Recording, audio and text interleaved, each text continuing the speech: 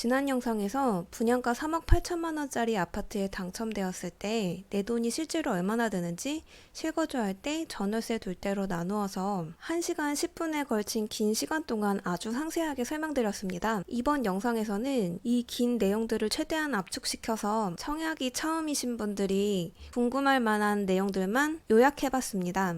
먼저 첫 번째 질문.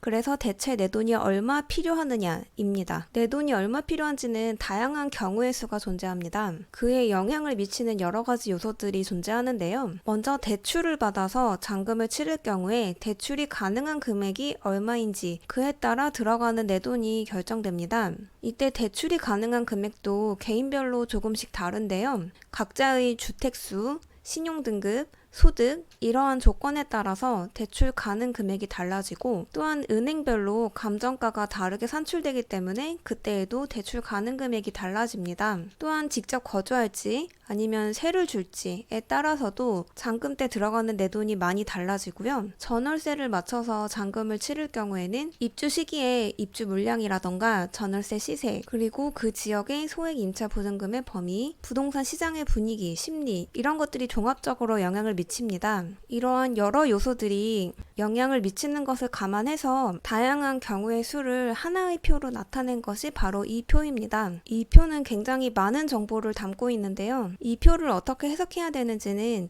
이전 영상에서 1시간 10분에 걸쳐 굉장히 자세하게 알려드렸기 때문에 궁금하신 분은 이전 영상을 참고하시기 바랍니다. 이 표에서 실거주할 때, 세를 줄 때 각각 내 돈이 얼마나 드는지 자세하게 적어놨는데요. 요약하면 이렇게 됩니다. 들어가는 내 돈의 최소 자금을 기준으로 봤을 때 실거주할 경우 중에 생애 최초 LTV 80% 적용을 받아서 대출 한도가 최대치로 나왔을 경우에는 3억 8천만 원짜리 집을 사는데 최소 자금으로 2,200만 원만 필요한 경우도 가능하고요. 전세를 시세 중에 그나마 높은 가격으로 맞췄다고 가정을 하면 내 돈은 약 2억 정도만 필요할 수도 있습니다. 또한 월세를 줄 때도 조건이 잘 맞아서 대출과 보증금을 적절한 비율로 맞췄다면 3억 8천만 원짜리 집을 사는데 내 돈은 약 7천만 원 정도만 필요할 수도 있습니다. 그렇다면 조금 더 상세하게는 얼마 필요할까요? 각각의 경우로 나누어 보겠습니다. 먼저 실거주할 경우입니다. 실거주할 경우에는 보통 잔금 대출을 받아서 잔금을 메꾸는 경우가 많은데요. 생애 최초 조건이 맞는 경우에는 LTV 80%, 무주택일 경우에는 70%,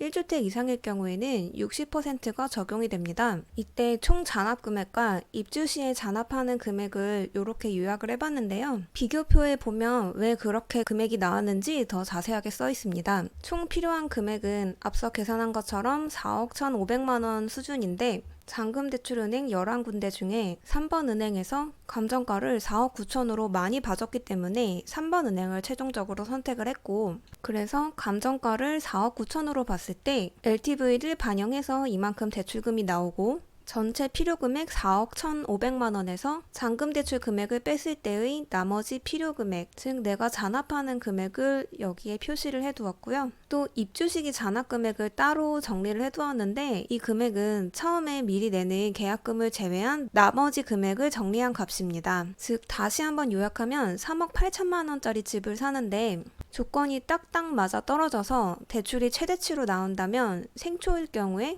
최종적으로 내 돈은 2,200만 원만 있어도 3억 8천만 원짜리 집을 살 수 있다는 의미입니다. 사실은 이 돈만 있어도 되는데 계약금을 3,800만 원 가량 먼저 냈기 때문에 입주 시에는 사실상 낼 돈이 없다는 의미이고요. 오히려 계약금으로 더 많이 냈기 때문에 돈을 돌려받는다는 의미입니다. 다음으로 생애 최초는 아니지만 무주택자일 경우에는 LTV 70%로 대출을 10% 덜 받게 되는데요. 그래서 총 잔압 금액이 약 5천만 원 정도가 차이가 납니다. 1주택 이상을 소유할 경우에는 다주택으로 쳐서 비조정 지역인 경우에는 60%까지 대출이 나오기 때문에 또 10%가 덜 나오게 되겠죠. 금액으로 치면 대출을 5천만 원 덜 받는 셈이고 그만큼 내 돈이 5천만 원 더 필요하게 됩니다. 그래서 1주택 이상인 경우에는 총 내 돈이 1억 2천만 원이 필요하게 되겠네요. 마찬가지로 계약할 때 계약금 명목으로 4천만 원 가량은 미리 냈기 때문에 입주할 당시에는 약 7,800만 원만 필요합니다. 다음으로 두 번째, 전세를 줄 때의 경우입니다. 현재 입주 물량이 많고 입주장이다 보니 전세가율이 60%도 되지 않을 정도로 되게 낮은 상황인데요. 3억 8천만 원짜리 집의 전세가가 1억 후반에서 2억 초반 정도 하는 상황입니다. 그래서 각각의 경우를 정리해 봤는데요. 전세가가 그나마 높아서 2억 2천만 원으로 맞춰졌을 때 최종적으로 내가 내야 하는 돈은 1억 9,500만 원 수준이고, 마찬가지로 계약할 때 분양가에 대한 계약금과 확장 옵션에 대한 계약금 중도금을 미리 냈기 때문에 그것을 뺀 나머지 금액이 입주시 잔압금액입니다. 약 4천만 원 정도가 줄어들어서 전세를 2억 2천에 맞추면 입주하는 시기에는 1억 5천 정도의 내 돈을 갖고 있어야 된다는 의미입니다. 전세가가 점점 낮아질수록 당연히 그만큼 내 돈이 더 필요하다는 의미겠죠. 3억 8천만 원짜리 집에 전세를 1억 8천으로 싸게 맞춘다면 내 돈이 총 2억 3,500만 원으로 꽤 많은 돈이 필요합니다. 다음으로 세 번째, 월세를 둘 경우입니다. 월세는 보증금 금액과 월세 금액이 다양하게 설정될 수 있기 때문에 경우의 수도 굉장히 다양한데요. 그래서 이 비교표에서도 보증금 1억 수준의 반전세부터 보증금 2천만 원 수준으로 낮아졌을 때까지 굉장히 다양한 경우의 수에 대해서 최종 내 돈이 얼마 필요한지 하나의 표로 정리를 해보았습니다. 이 표에서 각각의 금액들이 어떻게 이렇게 나왔는지는 전월세 편 영상에서 제가 굉장히 자세하게 설명을 드렸기 때문에 궁금하신 분은 참고하시면 되겠습니다. 그래서 요약하면 보증금이 1억일 경우에는 대출 금액과 보증금 빼고 최종적으로 내 돈이 약 8,500만 원 정도 있으면 될 것으로 예상이 되고요. 보증금이 5천만 원일 때는 약 7,100만 원 정도, 보증금이 3천만 원일 때는 9,100만 원 정도, 2천만 원일 때는 약 1억 100만 원 정도의 내 돈이 필요할 것으로 예상됩니다. 각 경우마다 대출을 풀로 땡길지 아니면 일부만 받을지 상황이 다르기 때문에 이렇게 예상이 되었습니다. 그래서 최종적으로 어떤 선택을 했을까요? 잔금 대출을 최대치로 받고 월세를 두는 것을 선택했습니다. 일단 실거주 할 수 없는 상황이기 때문에 실거주는 패스를 했고요. 그래서 남은 선택지는 세를 주는 것이었는데, 전세의 경우 입주장이라 전세가가 너무 낮다 보니 내 돈이 2억 정도는 필요하겠더라고요. 하지만 월세를 맞춘다면 내 돈이 확 줄어들어서 약 7천만 원 정도만 필요할 수도 있기 때문에 내 돈이 최대한 적게 묶이는 방향 월세를 선택하게 되었습니다. 그렇다면 도대체 스펙이 어느 정도냐, 어떠한 물건이고 어떠한 상황일 때 그 정도의 금액이 필요한지 궁금해 하실 것 같아서 스펙을 정리해봤습니다. 먼저 첫 번째, 물건에 관련된 스펙인데요. 지금 설명드리고 있는 분양가 3억 8천만 원짜리 집의 경우 수도권에 있는 아파트였고요. 전용 84제곱미터 34평형 국민평형의 아파트입니다. 방 3개, 화장실 2개짜리 4베이의 무난한 형태의 아파트였고요. 모집 공고가 났던 2020년 중반에는, 즉 당첨됐을 당시에는 비조정 지역이었는데 2020년 7월쯤에 중간에 조정 지역으로 바뀌었고요. 2022년 말쯤에 또 비조정 지역으로 풀려서 23년 입주 당시에는 다시 비조정 지역으로 되었습니다. 다음으로 개인 스펙입니다. 이 집은 제 집은 아니고 지인의 집이었는데요. 당첨된 지인의 스펙은 이렇습니다. 이미 1주택이 있는 상태에서 당첨이 되었고요.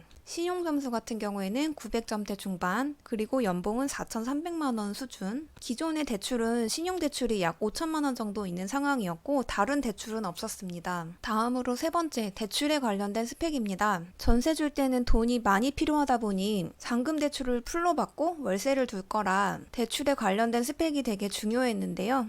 그래서 이베업에서 협약된 11군데 잔금대출 은행에 모두 다 연락을 돌려봐서 조건을 하나하나 비교해봤습니다. 그때 최종적으로 선택한 기업은행의 대출 조건인데요. 분양가 3억 8천만 원짜리 집에 감정가를 4억 9천으로 책정해 주었고 1주택자 이상이다 보니까 LTV는 60% 적용되었습니다. 그리고 DSR은 90% 적용되었는데요.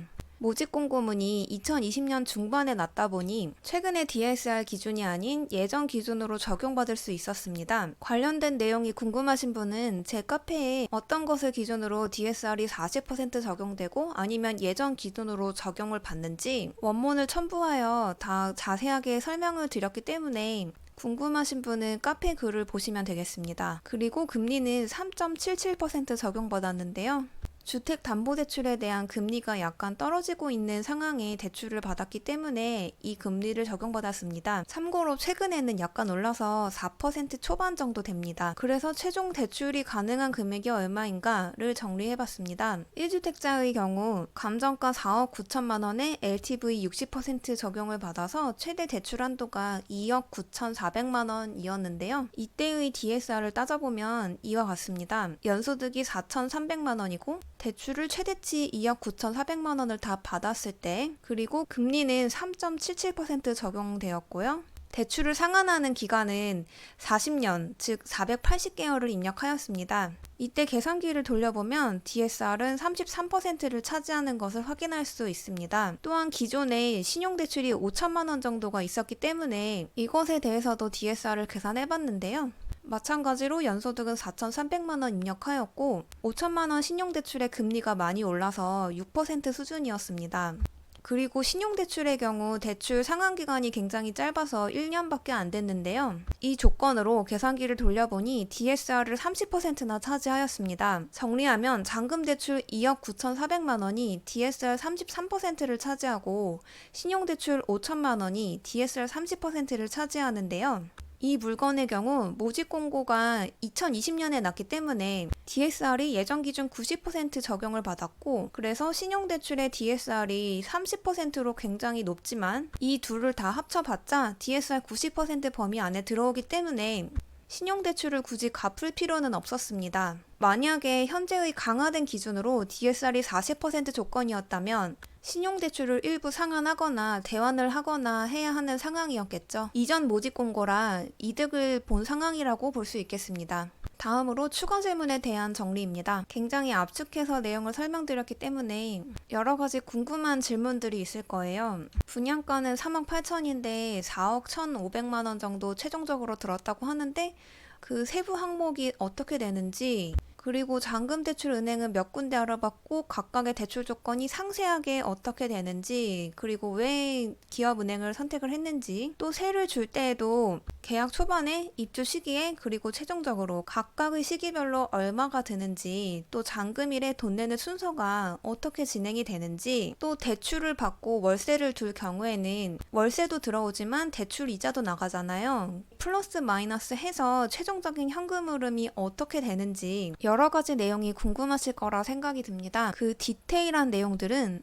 제가 1시간 10분에 걸쳐서 두 영상에서 아주 상세하게 설명을 드렸으니까 한번 참고해 보시기 바랍니다.